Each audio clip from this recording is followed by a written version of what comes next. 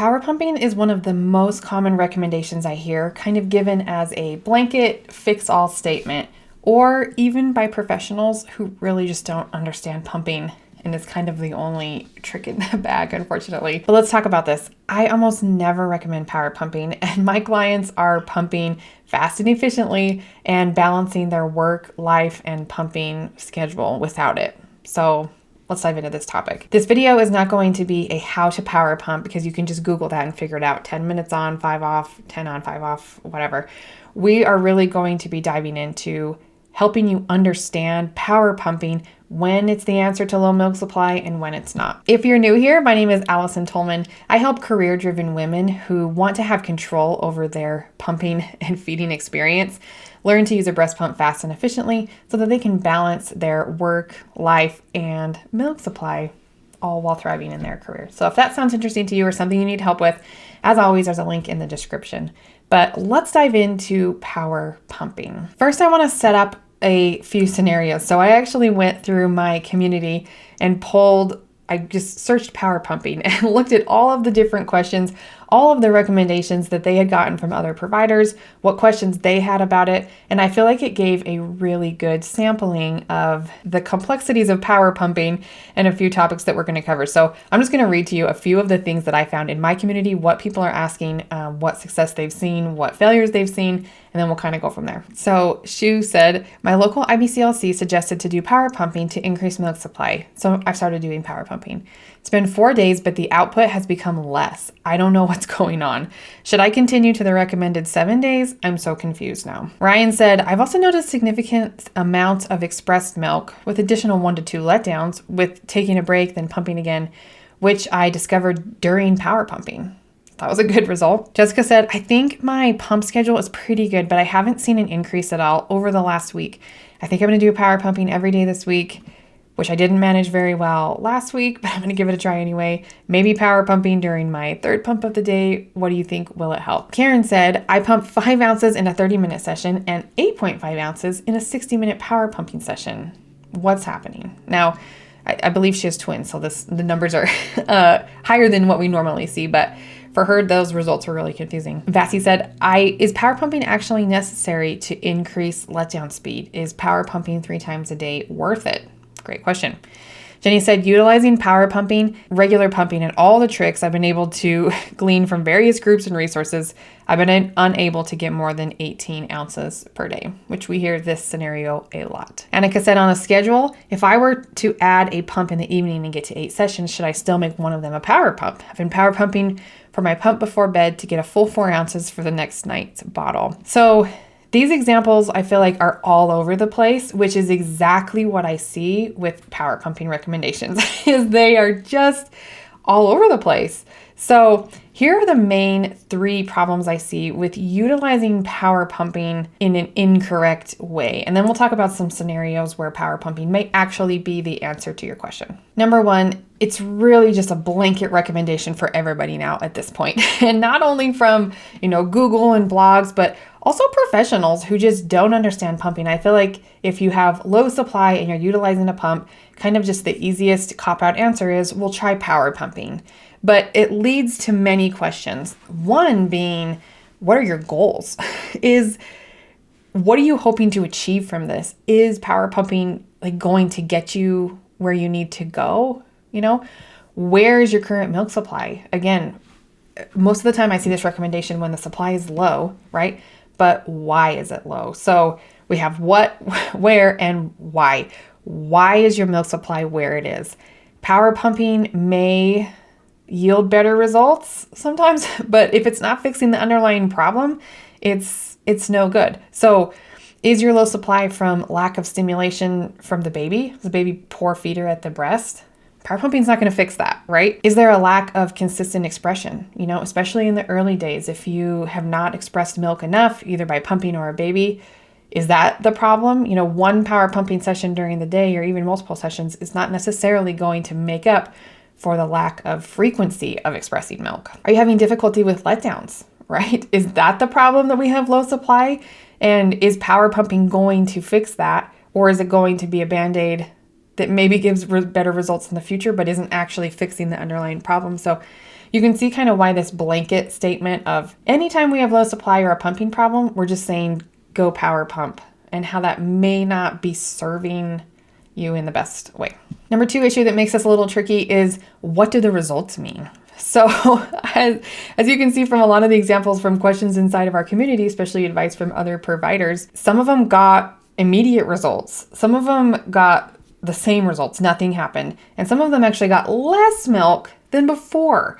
And what do you do with this information? So having information for the sake of just having it, or trying experiments but really not knowing how to interpret the results, is a difficult place to be, right? And I actually just did a video recently on kind of throwing spaghetti at the wall and your milk supply, and kind of how the shotgun approach to trying everything all at once, or even specific things like that, if we don't really know why we're doing it or what the results mean, then is it actually going to do you any good? You know what I mean? So the big question here is, what happens if it works and what happens if it doesn't? If you yield more milk, do you continue this forever? If your results were the same, was it at least good for stimulation? How long until you actually see results? What do those results mean? You know, how long do we do this? Like, what's happening? You know, if you yielded less milk from this, what the heck? What do I do with that information? So just kind of utilizing power pumping as a fix-all for low supply. Again, no matter what the outcome is, if we don't even understand what was happening in the first place or what we were trying to do, then the results can almost cause more confusion. Number 3, power pumping really just doesn't address an underlying problem. Okay, so if there's an underlying pumping problem, pumping more often is not necessarily the best answer, right? So if your flange sizes aren't quite right, if your letdowns are hard or unpredictable, if your schedule is off, if you're using a low quality pump, if the settings aren't quite what you need, there's a lot to pumping, I know. But if any of these things are not quite right, just pumping more often isn't going to fix this problem. In fact, it might make it worse, right? And then if the problem lies with the baby feeding at the breast, maybe they just cannot drain the breast well, maybe they have some health conditions, tongue ties, cleft lip, Down syndrome, things like this, then power pumping really isn't going to solve that either, right? Maybe it might help a little bit in the short term, but that's really not a long-term solution, which leads me really well into number 4 here, which is power pumping is not sustainable. If you've ever tried power pumping, this probably goes without saying, right? Especially for working mothers, which is who we serve on this channel. You barely have time for normal pumping. And so adding power pumping, whether it's during work hours or home hours, just takes so much time and brain space away from other things that you need to be doing. And it's really working harder, not smarter, right? Power pumping significantly extends the time that you are tied to a breast pump. I want to share a thought from Andrea Ramirez, who's an IBCLC expert inside of our program right now. So it's not just me in there, we have lots of experts helping out. But she made a comment the day that I was like, yes, this is what this power pumping, right? She said, I have never really known a parent to find a ton of value or meaningful impact from their supply from power pumping. But I often hear that a parent is sore or burnt out from power pumping. This can really kill the motivation of even the most highly motivated pumping moms having to add in power pumping and sustain that long term. It's just not a good idea. And I 100% agree with Andrea. It's the difference is often not much, and it does leave you highly susceptible to burnout. If we ever do recommend power pumping on the rare occasion, it is almost always short term while we're addressing an underlying condition. So now let's tackle, are there actually times that power pumping is the right answer for you? The answer is maybe. But again, it has to be short term and with a very clear purpose. One time I can think of where this might be a good idea for you is if you have some extra time on your hands, maybe you have some extra support at home, power pumping can mimic cluster feeding. So if you are, especially if you're pumping heavily, you can kind of mimic a growth spurt or a cluster feeding from your baby by doing this power pumping. So babies they adjust your milk supply in real time, especially a baby who feeds well at the breast. If you were exclusively breastfeeding, a baby can, when they're growing, they suckle more. And that's where you see like the 4-month growth spurt, sleep regression kind of thing. Babies tend to just start going crazy at the breast. They start eating more frequently. They're fussy. They're like all over you. Eat. Nights too. Now they're not sleeping at night. They're eating at night. what they're doing is naturally increasing the supply because their body needs more milk because they're going through a growth spurt, right? It's short term.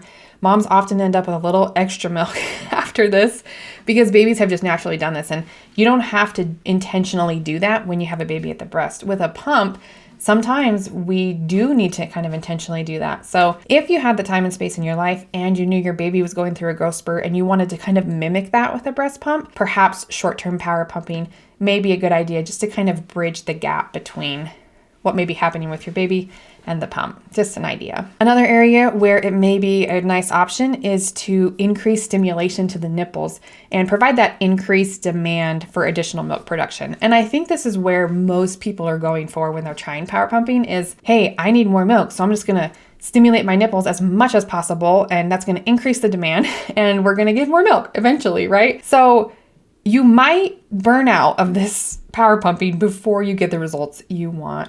But anytime we just need a little bit more, it can be a fine short-term option. If a lack of stimulation wasn't the underlying problem, this is probably not going to fix it. While we may use power pumping in a scenario like this, it can be difficult to track and the results can be challenging to interpret. Is it working? Is it not working? How long do we do that? So this isn't my favorite scenario, but I did want to put it out there because I could see myself recommending it if we really were going for more stimulation than was what was already happening, either supplementing the baby at the breast, maybe who's not doing well, or a pumping schedule or something, but can be tricky. But I could see myself maybe in the right scenario with a mom who had the brain space and helped to do this, maybe in that case. Power pumping can also be an interesting way to get additional letdowns. And sometimes I see this when we have mothers who have really good results from power pumping immediately. And that is always a clue in my mind that there may be a letdown problem. So sometimes, like Karen, if you remember from the first example at the beginning, she got 5 ounces in a 30-minute just straight session and 8.5 in a power pumping session. Now, power pumping session for her would be 60 minutes, but there's no way she's making 3.5 ounces in 30 minutes, right? She's actually triggering more letdowns in that session, resulting in more milk output. So anytime I see really high or really fast, immediate results from power pumping, I always think we need to be working on letdowns together because the results of that may be indicating that we're not getting all the letdowns that are there from a single pumping session. So in that case, I could see it being a nice idea. Other than that, I am not recommending it very often. I don't see myself utilizing this very well. And I know I'm going to get comments on this video saying, hey, I did power pumping and it worked really well for me. It was awesome. It was exactly the thing I need. And I am truly happy for you. Sometimes it is the thing you need. And sometimes the random guess or blanket recommendation of power pumping is the thing that tips the scales for you. And if you had the time and space to do that in your life and it worked for you, I love that for you. But I think the point of this video really is that it just can't be the general recommendation for everybody. So hopefully you understand power pumping a little bit more now, why it may not be the end-all solution that we think it is. And if you're a professional watching this video, hopefully you have a better understanding too and may have some other ideas to recommend and work on other than just telling everyone to power pump. I'm shocked at how many people come to me and say that they saw a local lactation consultant who was fantastic at helping them with the breast because that's kind of what they're trained in. But that when it came to pumping, it was just power pump, and so I hope you have a better understanding. There's going to be a bunch of links in the description. I'll put another video up here for you to watch that I think you'll really like. If you want some help balancing pumping and working in a peaceful and controlled way, there's a link below down to work with me. But otherwise, good luck and happy pumping.